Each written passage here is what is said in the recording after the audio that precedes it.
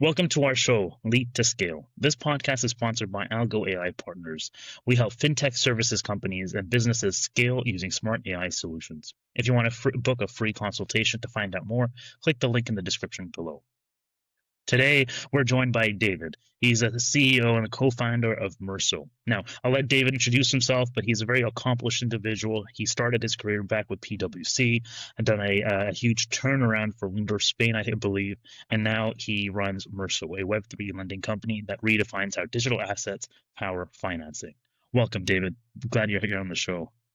Thank you very much, Osama. I'm sure I didn't do you Glad to be proper here. justice. Would love for you to introduce yourself. Okay, I'm David Perez. I'm the CEO and co-founder of Merso. I study IT engineer. I really wanted to do that since I was a kid. When I got my first computer, I thought it was so much fun and I love it. Then I went into the career. I studied. I love it even more. Then I started working for PwC. And then you realize that it's not as fun as you ever imagine. Because I don't know, every kid imagine like programming and things like that, like in the movies. And when you go to real life and mainly to a big consultancy firm where you just work for big financial institutions or big conglomerates, that IT is not fun at all. Like, it's just looking at processes, improving processes. We were at the time where all the banking systems, they were changing from old mainframes to new systems. So there was a lot of that work that is not fun at all, but I always liked processes. And we were just improving the processes on the long life cycle. It's not the type of fun that I was expecting, but was kind of fun. After that, I did an MBA and I totally love it. It was like learning a different language, like opening a new world for me because I always been in IT, so I have no idea about business, and this totally opened a new world for me that I love it. I really enjoy it, and everything that I could do and everything I could accomplish, and then back to work was exactly the same, doing the same processes I was doing. I was helping to improve from the IT side, trying to improve it from the business side, but and help you grow in your mind and opening new doors, but not only in the business side, but in your mind. Open your mind to start thinking differently and start seeing totally different things. Like before my MBA, I don't know, I could read a news on the paper about a merge or about a company doing something, and I never give it a second thought. After that, all the time I was thinking, okay, and why did they do that? And what is the implications? What are the repercussions? And I love it. I really like it. So after my period in PwC, all that time during 10 years, I was based in Dublin, in Ireland. But basically, I have my clothes and my house there. But I was traveling a lot. I spent during these 10 years, I probably spent in period of 6 months. I spent 3.5 years in the US. I spent another 3 years in the UK, and then another 3 years nearly around Europe, in Nordic countries and Germany.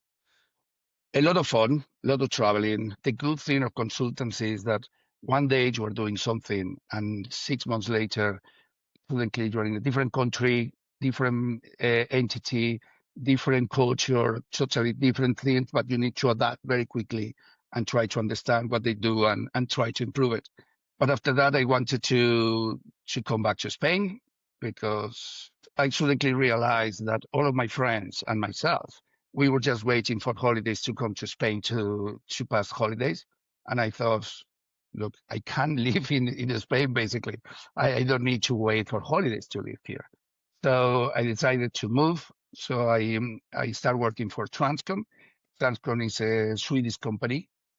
It's a spin-off of Tele2. It's one of the biggest telecoms in Norway, in the Scandinavian countries.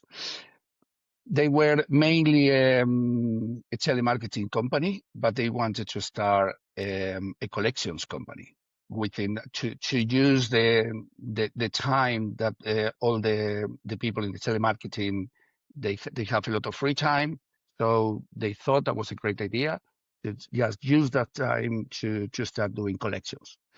So they started from scratch. I started with them when they started. I started as CTO and COO. We built up to be 19 countries, and it was a lot of fun. I wasn't spending much time in Spain either because I was traveling a lot, but it was a lot of fun as well. And creating that, and then I knew collections from my previous life on doing consultancy for banks, but this is basically when the problems just really hit the fan, and you need to you have a lot of processes in the beginning, in the time when you for example, when you provide the loan, you look at the risk of the person not paying. At this time, have already the person haven't paid. So the risk that you need to look is totally different because you look at the risk of this person paying any time or not paying at all. So you focus your effort on the people that have any possibility to pay, and you don't put any effort on the ones that you know that they are not never going to pay. But was a lot another part of the process that I liked it a lot and I enjoyed. From then I got the opportunity to move to Lindorf, that at the time was one of the biggest collection companies in the world. I started to work as the COO for corporate. So I was in the corporate structure that was in parallel to the country's structure. So we were helping all the countries with their operation, how to improve, how to have the same methodologies or getting some methodologies from some countries into other ones. And I was traveling a lot again, not spending much time in Spain, because every week we were like a flying circus or team. So we're spending from Monday to Thursday into a different country and then flying Thursday night to Madrid. And then normally I spend all the Fridays in Spain. The Spain operations, they have opened it 3 years before I joined. They weren't doing really well. In 2009, the company was thinking about closing Spain because after 5 years, their numbers they weren't very good. They had good clients. They have already 180 people, but they have revenues of 4 million, but they were losing 6 million every year. So they were thinking about closing it. I talked to the CEO and I told him that as I was spending there every Friday and I was at all the meetings that they have, that I have a very good idea of how to fix it. So probably he thought, okay, I have nothing to lose because I'm going to close it anyhow. So he gave me 6 months to turn it around. I come in there. We had to do a restructuration. I started on Monday. On Tuesday, I had to fire 140 people. I got a call from my boss telling me, okay, what are you doing? I said, look, you give me 6 months. I really need to. I don't have much time to think about doing it or not. I have a plan. I'm going to execute it and see what happens. I fired these people, and I had to close as well 80% of our clients that we were losing money with them, and closing big banks that they were our main clients is very tough. I remember meeting with one of the top two in Spain that they were telling, look, you cannot close a contract with us. Nobody have ever done that. And I said, yeah, but we are losing huge amount of money with you. So if you are not open to renegotiate, we need to close the contract. I say, okay, you will never work with us again. And funny enough, the biggest deal I did later on with Lindorf was buying them a 500 million euros portfolio to them. So it's funny how things turn around. But we changed our strategy. We were in the world of collection at that time, there was two types of collection. There were third-party collections that we were doing for banks, that is basically doing collection on their name, and the other part is buying portfolios from them and then doing collection for yourself. To buy portfolios, you need all the connections and you need the money. We have the connections with the bank because we work for them, but we didn't have the money because our company didn't trust us very much. So I think that we have like 2 million to spend buying portfolios, and the minimum portfolio was going for 10 million. So there was no option that we were going to buy. So what I did was I created a very international team that most of the collection companies in Spain, they didn't have it.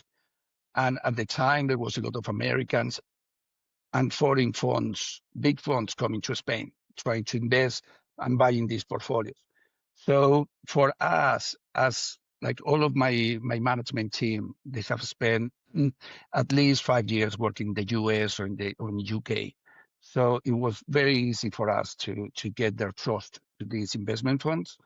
And what we were doing with them was co-investing. So we were investing maybe 500,000. They were investing 10, 15 million. And then we were doing the collection work. So in that way, they knew we had some skin on the game. And basically in 5 years, we were spending a lot of money. We got the trust from our company as well. So the last year, as I said, we signed up a 500 million contract, just pay for by ourselves. And we moved from 4 million revenue, 6 million negative EBITDA to 294 million revenue and 98 million EBITDA. That was when Lindorff was sold. And Spain, it was valued at 1.3 billion. So I was really happy. But then my boss left because he wanted to open a new collection company. I wasn't very happy with the new management, and I had the opportunity to buy my own collection company in Spain. So I did it.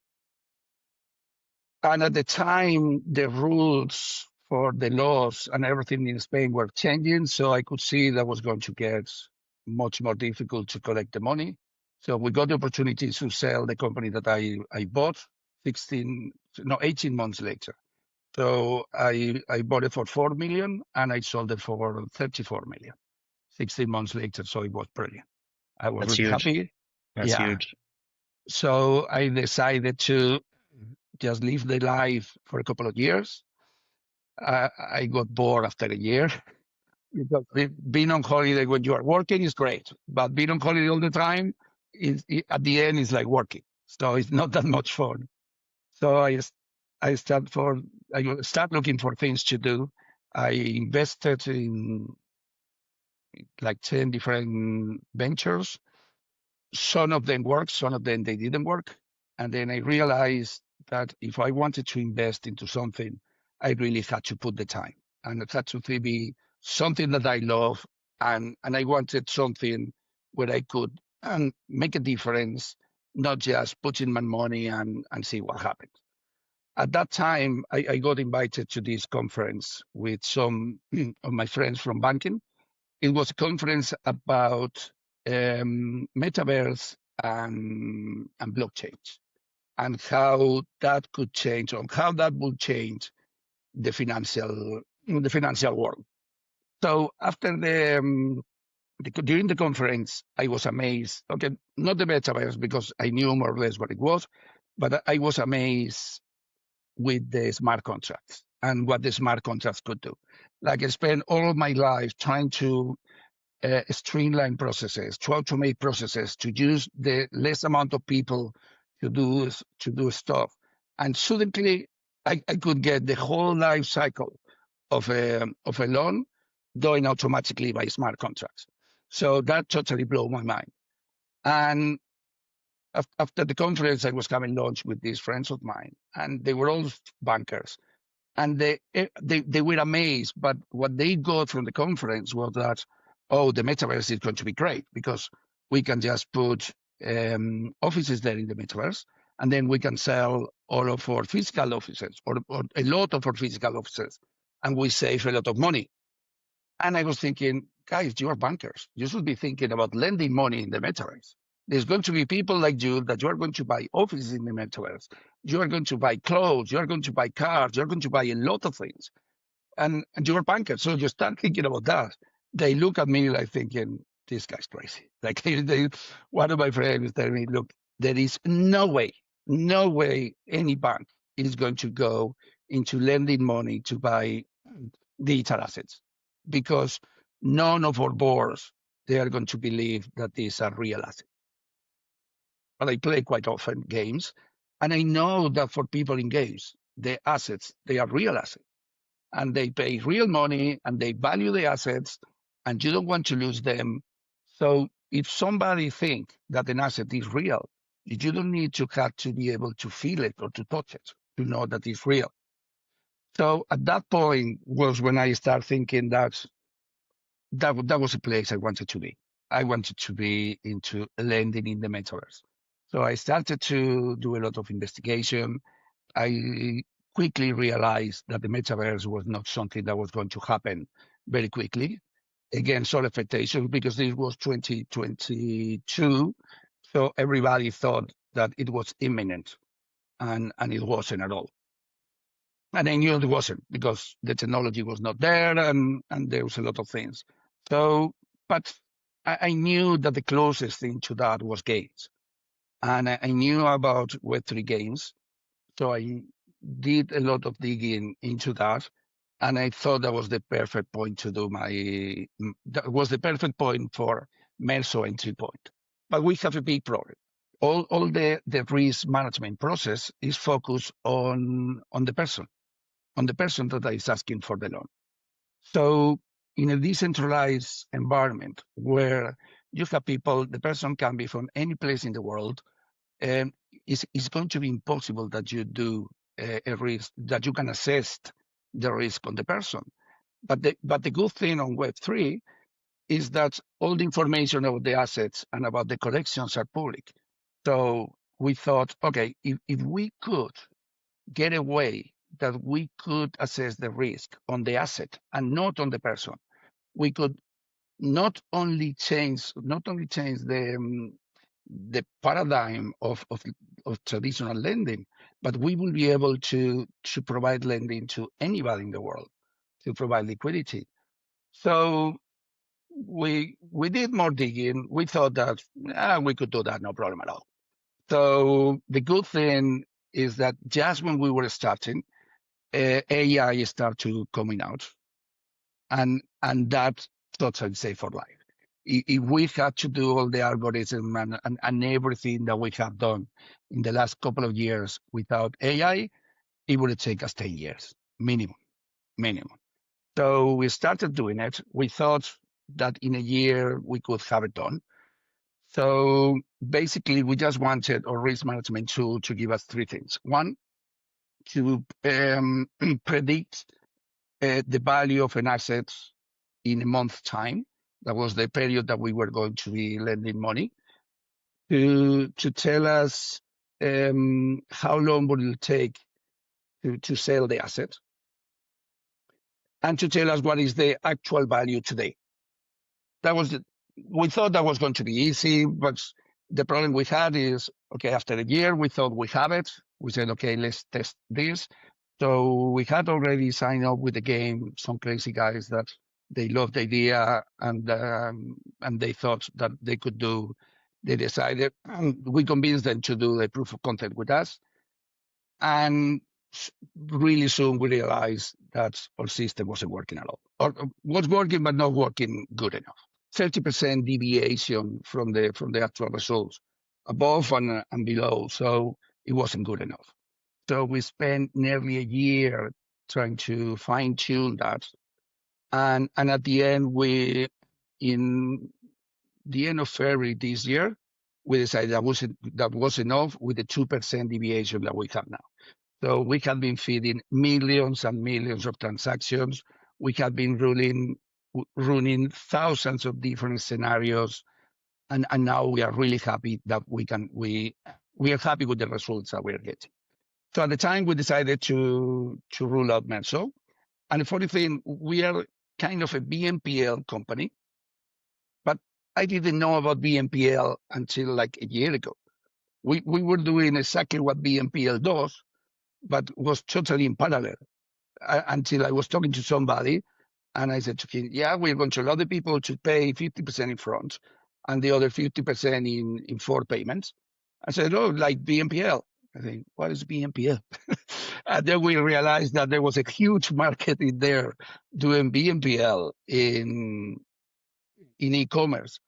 And for one side, it was great for us because one of our biggest worries was that would people use this? But then when we saw that these companies, they are increasing in 30, 35, 40% sales on e-commerce just to buy in sneakers or to buy in anything, we thought, okay, this is basically proof of concept that this is going to work Yeah. because it's more or less, they are very similar items to buy. Some of them are physical, some of them they are digital, but at the end of the day, they are the same. So we decide to go live. We decide to go full steam into the market. So I start hiring the sales team. We hired three really, really top guys to be our head of sales, Americas, EMEA, and Asia Pacific. So they started working on the second week of July. We did an induction for 2 weeks, and we went into the market on the 1st of August. And basically, it has been amazing since then. Like, That's incredible. yeah, the market, like every market, um, you want to be able to sell more. And the good thing of Merso is that we have been thinking about Merso, about our products, about our offering, and we ended up with a really rounded product where everybody wins because we increment the sales for the games, so they are really happy. We allow players to buy things that they were not going to be able to buy them before or to buy them easier, so they are happy as well. And we are making money in the process. So everybody wins in here. So we are having a huge, huge welcome into the market. We are every day talking to new games, new blockchains, because in this process the blockchains they win as well because the blockchains what they want is more transactions. And if you just buy one thing in a game, you just is just one transaction. With us, it's like 8 different transactions because there is all the repayments, there is the transfer of the assets and everything. So they multiply by 8 the traffic. So it's terrific for them as well. So everybody wins. Yeah. That's huge. I mean, you shared a lot, and I really appreciate taking the time to start from the beginning of PwC and your career. I mean, you've had remarkable milestones, right? I guess one question which is tangential to Mercer, which we'll get to in just a moment, but I'm curious for my own curiosity. You started PwC very corporate, and like you said, right, being a consultant, being adaptable, being agile is a core skill that either you come in with or you learn very quickly because especially with your record of being there for 10 years, that's what it means. Like one day is this, the next day is that. And I see that from, IT into PwC, your MBA, and then into finance and lending. I'm very curious, how or when did you decide to go from corporate to entrepreneur? Because oftentimes that's a pretty big shift. It's not only that it's pretty safe, it's really scary because Yeah, when you are in corporate, you always have daddy corporate that it yeah. will save you from everything. And you care about EBITDA and these numbers, but cash flow is not really important because if you have cash flow problems, you have daddy corporate that will fix it. Because it's true. If something, if you go into 1 month and you are in negative cash flow, you can't pay salaries, you can't pay anything. So you are out of business from the morning to the night. So it's really, really, really important. So going from corporate to entrepreneur is really scary. But it's as well really satisfactory When Got you. when you see things working, it's like you have done it by yourself. And I don't know, I really like it. I miss that I have nobody to go and say, look, we have done this, that is amazing. But okay, we have for investors that at the end of the day is more or less like that. So it's good as well. Yeah. That's amazing. And I can imagine that the what's the right word, the motivation to go from there was how you went from PwC to Lindorf, and you were in a C-suite position, COO, right, CTO, and then from there you then stood up to and so it sort of put you on a path of taking more and more responsibility, while sure having like that, as you say, the daddy corporation in place. And then when you bought it, it's like, all right, time to say goodbye to daddy, like let's do this. And that's so I can see the transition come up. But you're right, it is scary, and I like how you put it, because cash flow is king.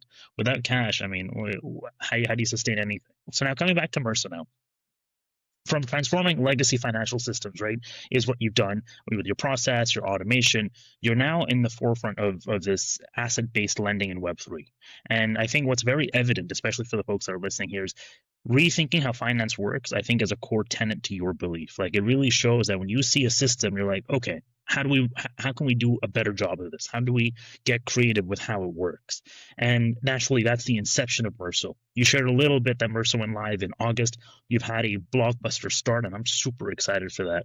I'm curious, can you share with the audience a little bit about what are some of the key metrics or early signals that you're watching as you scale, and what's working well so far?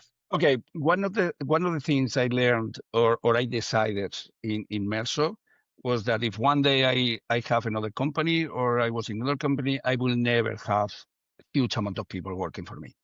Like in Merso in Spain, we ended up having 1,500 people Wow. in different locations, and it's a pain.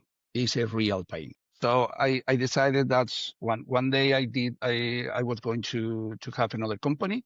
I was going to do it, or I was going to try to do it with not half of that, by a tenth or a hundredth of that amount of people. And what I saw on with the smart contracts and this type of redefining lending was that I didn't need nearly anybody for scaling. So the good thing for us is that providing liquidity to one person or providing it to 1 million person on the same game or infrastructure or operational cost is very similar. Hmm. And I love that for scaling because we can scale extremely quickly, extremely rapidly, and extremely secure. We have all of operations, they are totally automated. So the whole life cycle. We have from risk assessment to collecting all the data that we need, and deciding what liquidity we go into and which one not, giving the liquidity, getting the repayments, handling defaults, selling the assets that we get for people that doesn't pay. We have everything automated. So the only thing that we need to do is just add new partners, doing the integration, and then after that, just we have analysts that they just work with our partners to see how they can improve how the user experiences have been, how can we improve the user experience, how can we improve the services we provide to these games. And at the moment, as I said before, we saw Web3 games as the entry point, but we are not going to stop that. We have already signed up to tokenization platforms for real world assets. The two of them, they are in real estate. We are looking into a lot of different RWA platforms that we are going to go into. But in these cases, we're really looking at really serious companies that they have a serious model and that they have some history, because there is a lot of weird people around there. But just to put it in a nice way.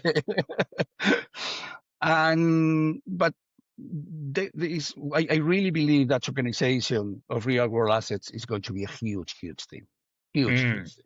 and Very we cool. want to, we want to be there as well. And we are going to start doing as well next month. We are going to start doing our first pilot on traditional games as Oh, well. very cool. Yeah. I mean, I should have probably asked this right at the beginning. What's your favorite game? My favorite game, probably GTA, GTA GTA? 5. Oh, that's Yeah. very cool. I know it took Yeah. them a long time to get that going. I think it was like 10 I years and they put know. over $1 billion. Yeah. But now they have been like 10 years and they haven't come out yet, the new version, the Yeah, new one.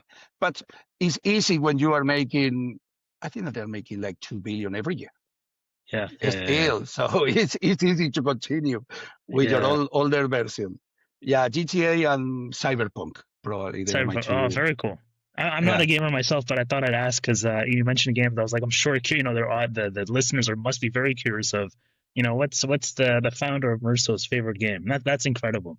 So yeah. you mentioned about scaling. Your infrastructure allows you to, because it's all automated, or at least the core business processes are automated. It helps you scale regardless. Now you launched that in August. Naturally, a very exciting time for you. What are some of the other metrics that you're looking out to be able to be able to get more momentum going?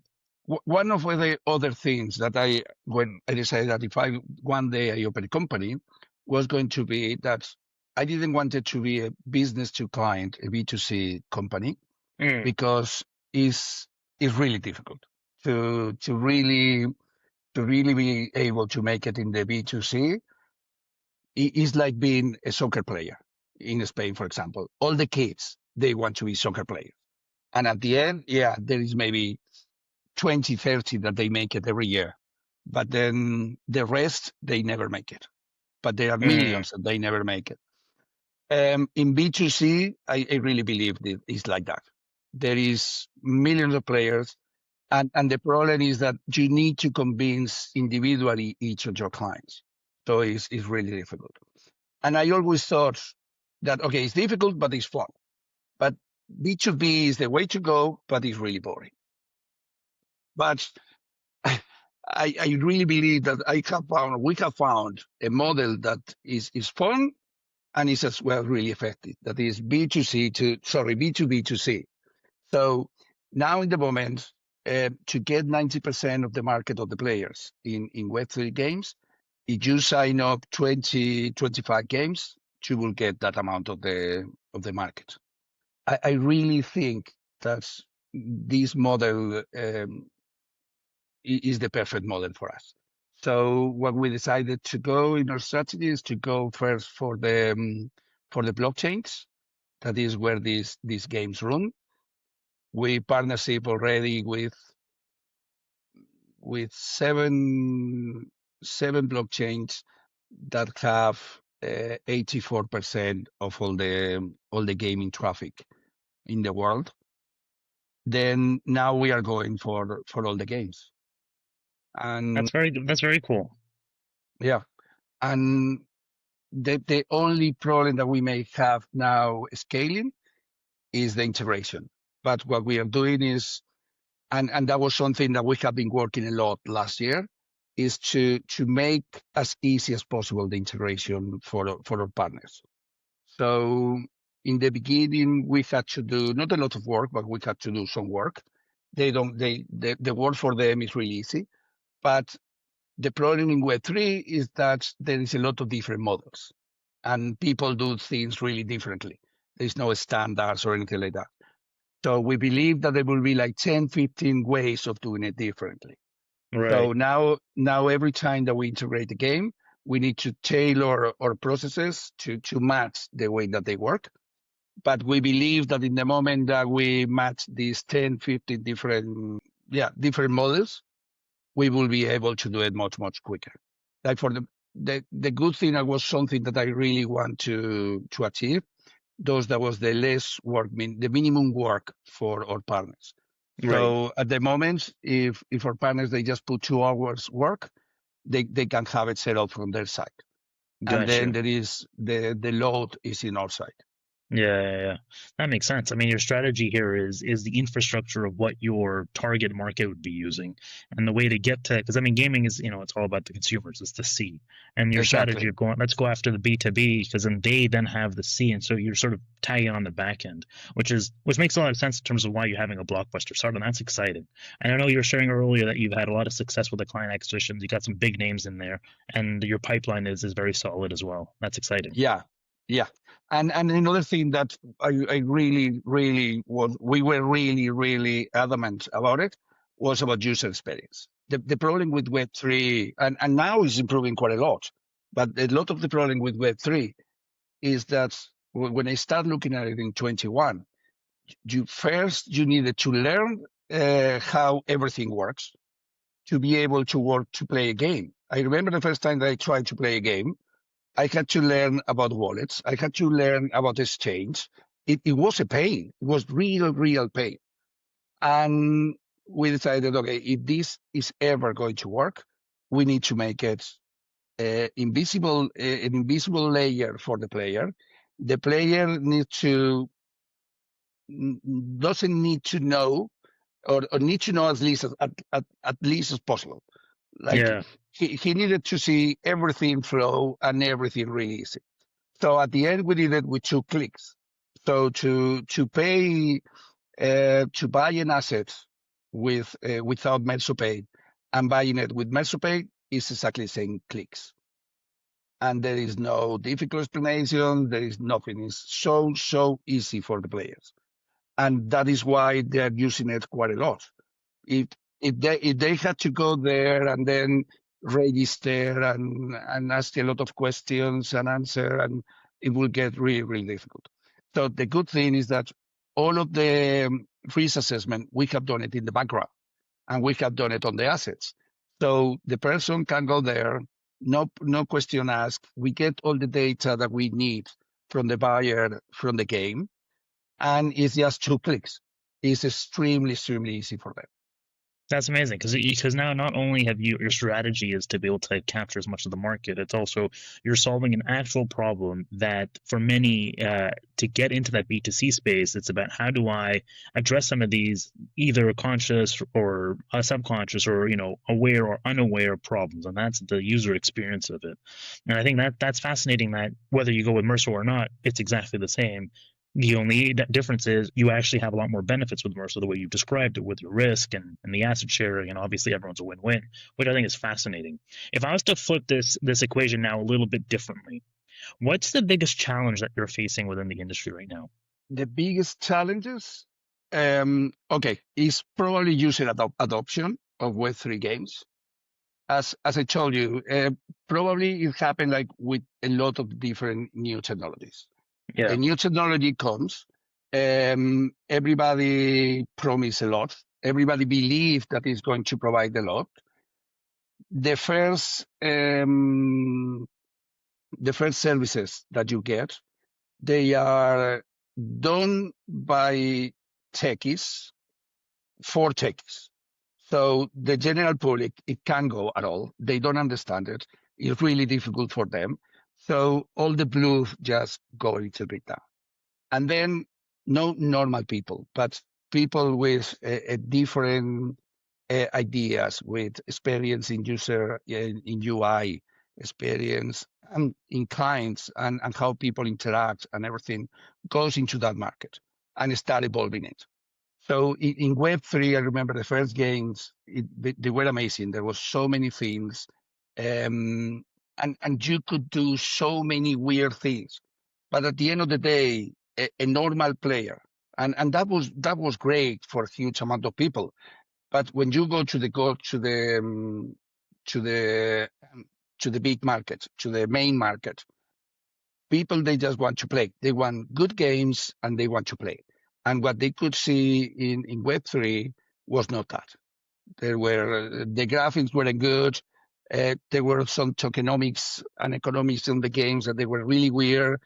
And for some people that was great, but for the mass market, it's not. Um, I think that is changing now. I think that big names, big studios, they have invested a lot of money. But that is something that people don't realize too, that big games, it takes 3, 5, 7 years to come out. And all of these started just in 2021, 2022. Since 21 to 23, there was 7.5 billion invested on games and infrastructure. So all the results, they are going to start coming very, very soon. Big games, they are going to come there. When the people see that they are big games, that the user interface is fine, that they don't need to understand Web3 to be able to play.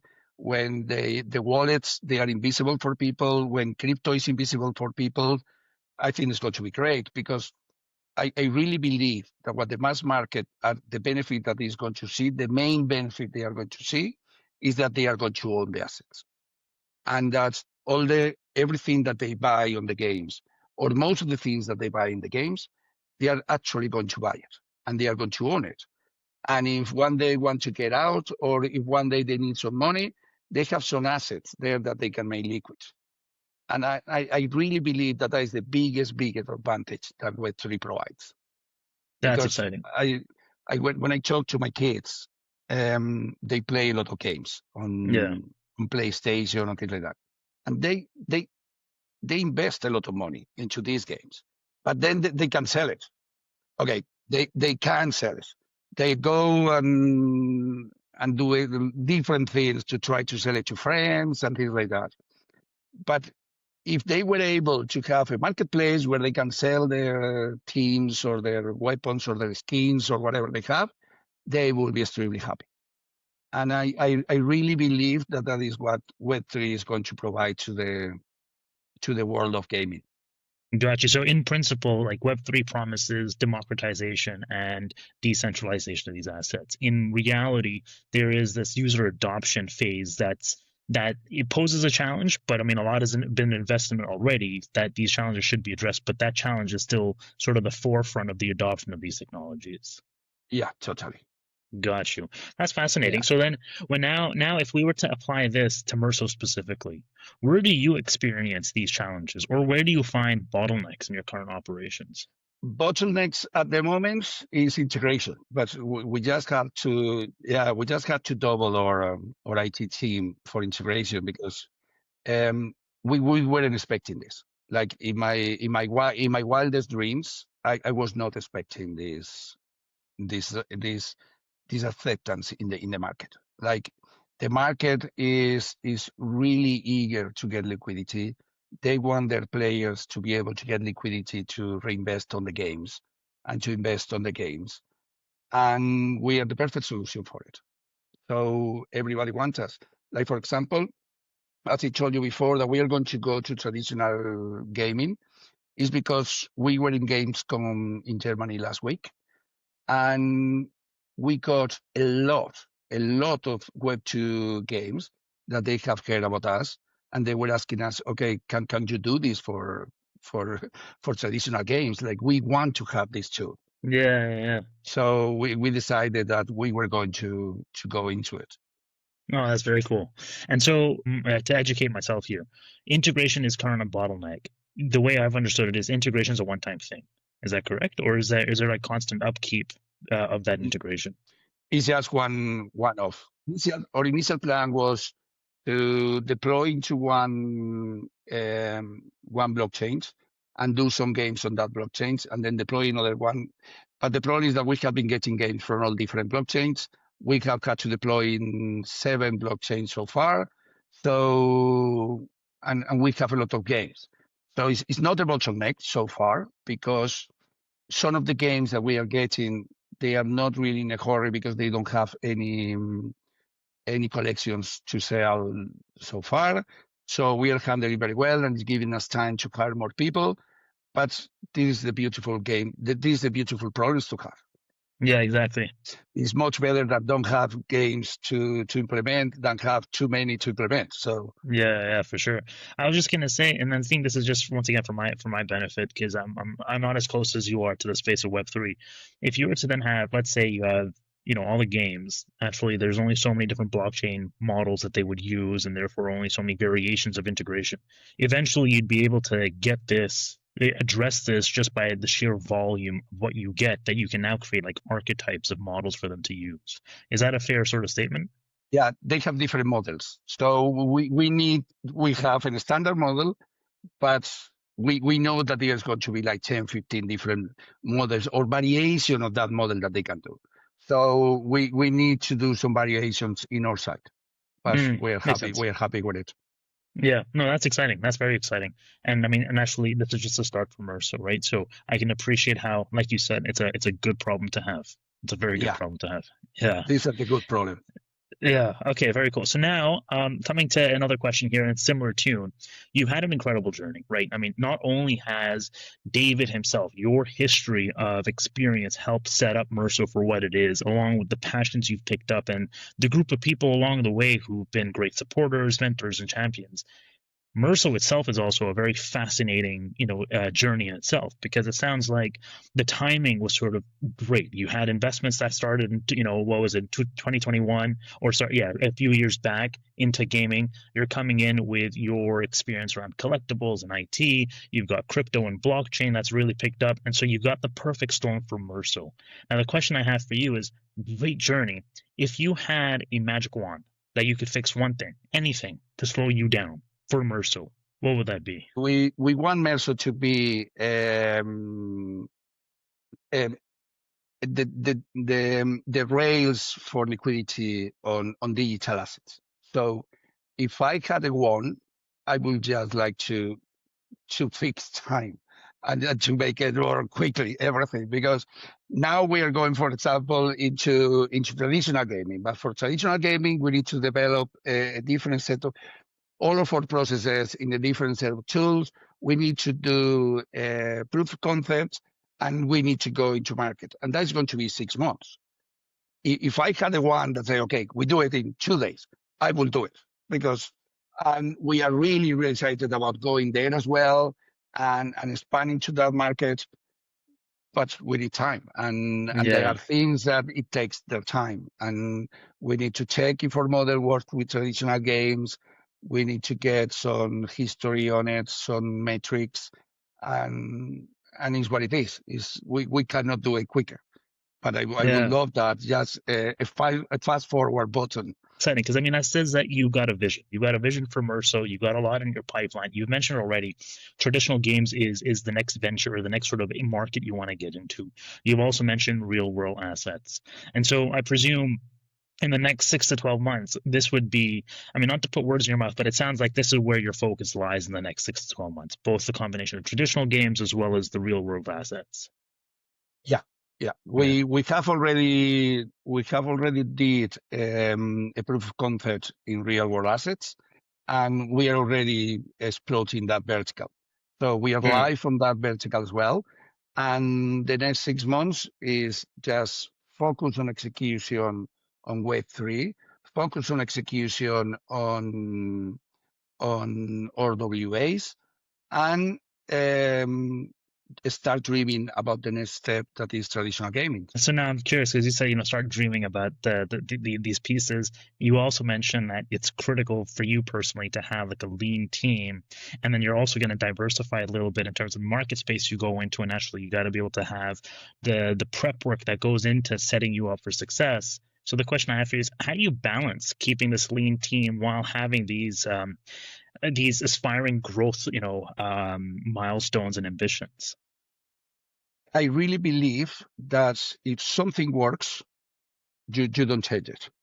So to go, for example, my strategy to go now into traditional games is to keep all my teams focused on execution, that they are focusing on execution 100%, and get new people to start doing the other things. Because if I take my team to start thinking or start dreaming about this other thing, you lose focus.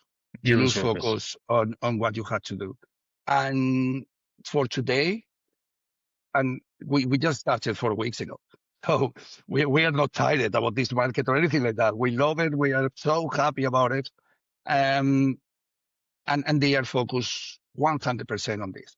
But I really believe that my job as a CEO is to look for the next frontier and to have it prepared for when we get there, to have all the railroads put it in there for us to be able to move forward. Yeah, absolutely. No, I appreciate that. I really, once again, we're coming to the end of the podcast here. I really thank you for your time, David. You've taken us on a personal journey where you yourself have been with PwC, done billion-dollar turnarounds, to now your new baby, the Web3 Merso, and you're clearly rewriting the playbook on how finance can evolve, right? Both digital and real-world assets. So I really appreciate your time. Thank you so much, David.